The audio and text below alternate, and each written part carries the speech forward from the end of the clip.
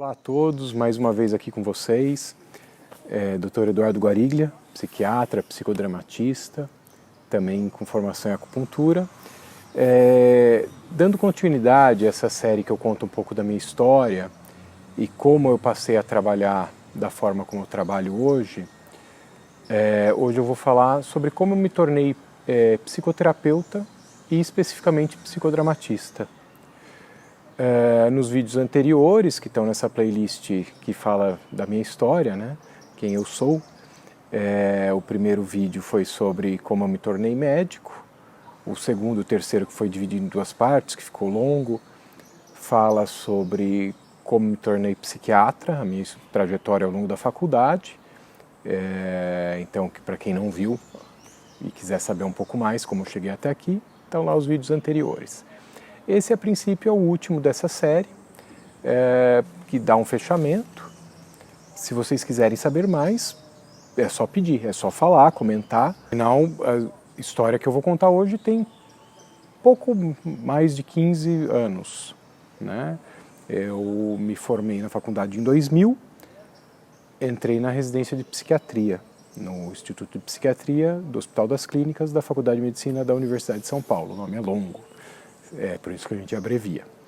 E aí, lá eu me interessava muito pela psiquiatria, fiquei muito encantado, muito maravilhado, achei muito bacana, mas sempre com aquela fome de algo mais, de entender mais a fundo.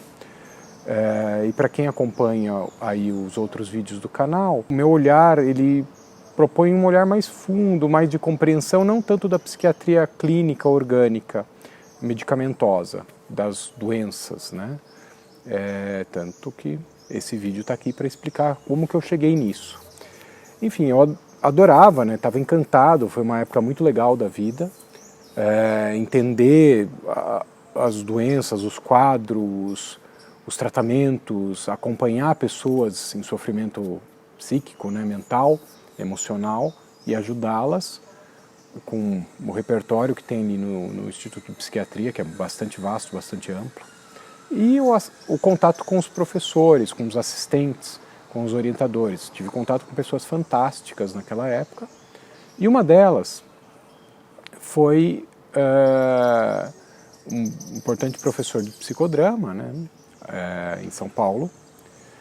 E eu já tinha esse interesse de um aprofundamento maior, de entender melhor essas questões do humano, além da doença.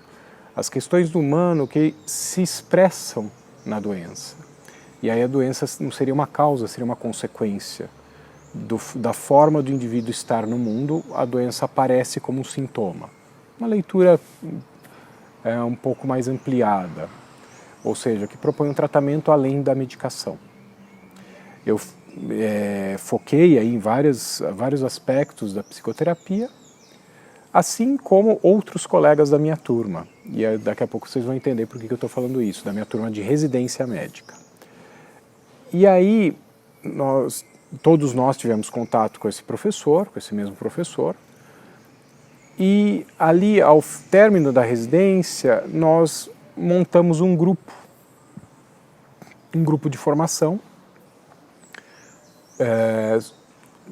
com a maior parte residentes em psiquiatria, ou seja, psiquiatras, já ali no caso terminando a sua formação, para fazer a formação com esse professor em psicodrama, em psicoterapia, especificamente a abordagem do psicodrama.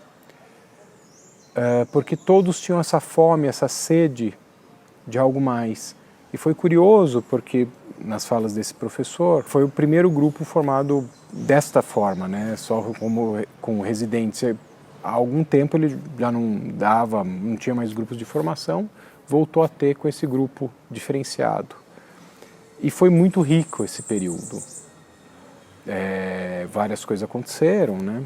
Eu comecei a fazer a minha terapia pessoal também, aí permeando esse período, que eu vejo como algo obrigatório na formação de um psicoterapeuta, até mais importante que a formação teórica, porque dá a formação prática. E também comecei a atuar como psiquiatra, tanto em hospitais e plantões, que é o corriqueiro, quanto no consultório.